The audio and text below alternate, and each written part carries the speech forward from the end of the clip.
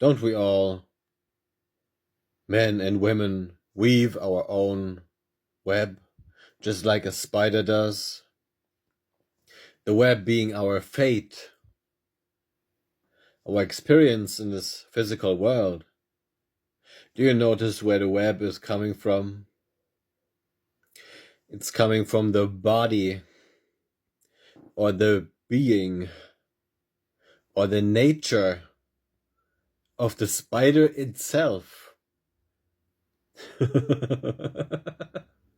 Is it so even with us?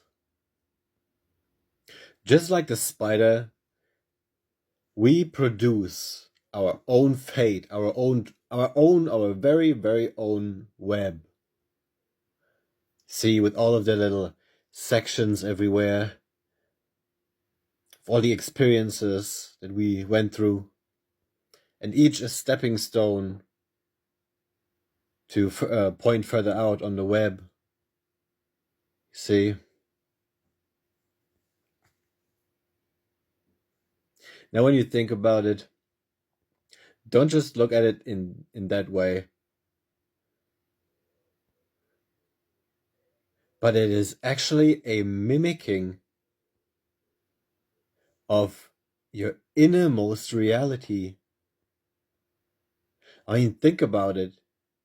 You're basically it's like looking at an allegory or a parable, or maybe a figure that symbolizes something in a parable or an allegory, you see? And you see it, and you look at the symbol, at the spider, and it just reflects back to you your inner being. Isn't that marvelous? Like your experience, your innermost experience as a co-creator of your reality. Are you kidding me? Go and tell me again that there is no God. Go and try to tell me again. And we're just looking at a simple spider, an everyday spider. So consider all of the glory, all of the power, all of the intellect and understanding and wisdom that has had to been put into the creation of this experience. Are you kidding me, man? How can you deny the marvelousness of this creation? Whether you approve of it or not, whether you approve of its ways or not, why don't you at least acknowledge the creator?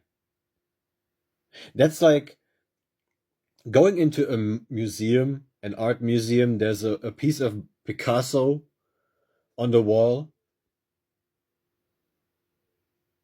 and you're like, yeah, nobody made that. That picture just materialized on the wall, right?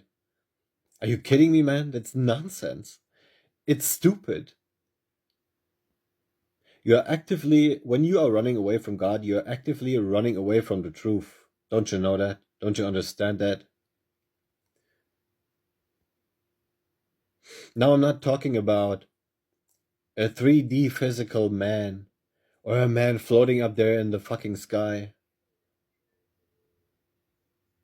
God is love.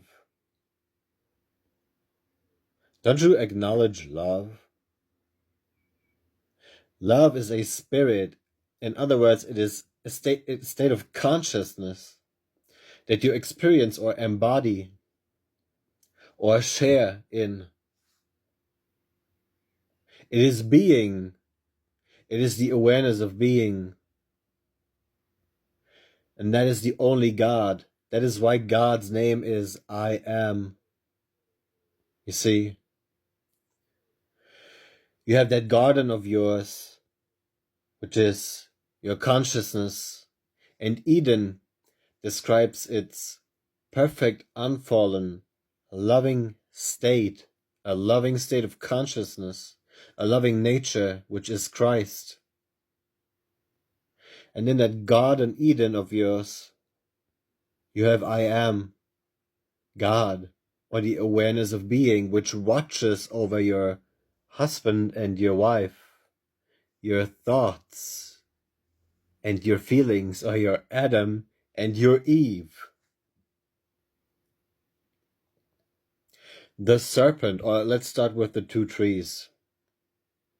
You have the tree of life, that is the spiritual mind, which is life and peace. It is eternal life. It is the promised land, you see, the true promised land.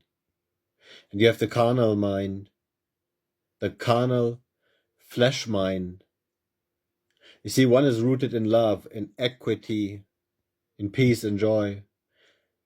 And the carnal mind is rooted in fear, hatred, selfishness, the lusts of the flesh, and judging everything through the lens of outward appearance, which is why it is portrayed as the tree of the knowledge of good and evil. You see? You see, the fruit of the carnal mind is its information.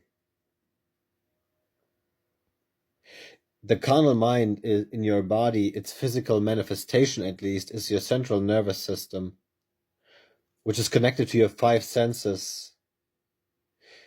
You see, it perceives its fruit, its information, its information through judging outward appearance, through your five senses.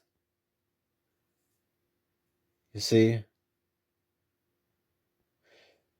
So everything that the carnal mind, which is Satan, offers you in terms of information or thoughts or light is a lie, because it is superficial information. You see?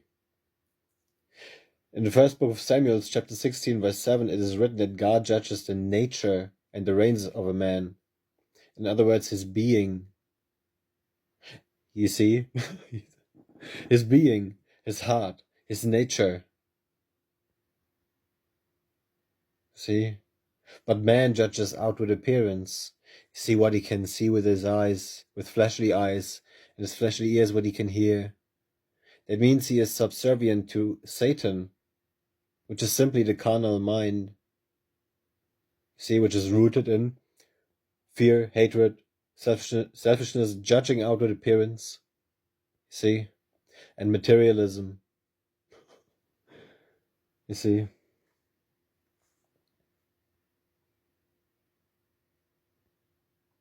So the serpent twined around that tree is sensuality.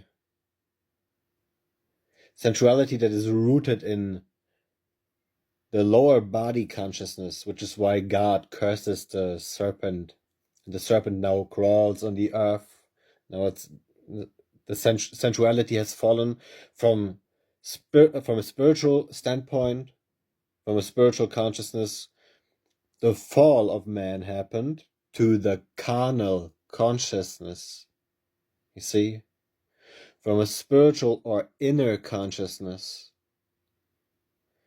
all the way to a carnal or superficial or fleshly or selfish consciousness, a hateful and fearful consciousness, you see?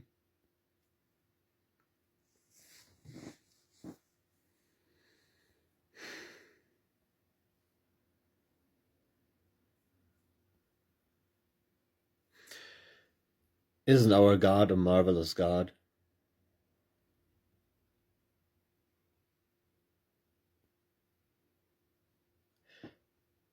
If the new birth of the new man in the self-same vessel is not a miracle, then there are no miracles. But it happens. It has happened in me and in so many others.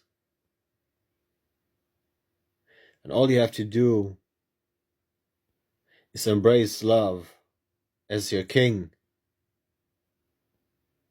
in everything that you are, in everything that I am.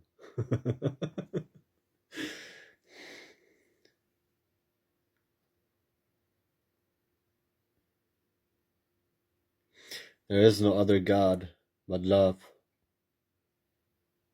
There is no other God but I am. There is no other power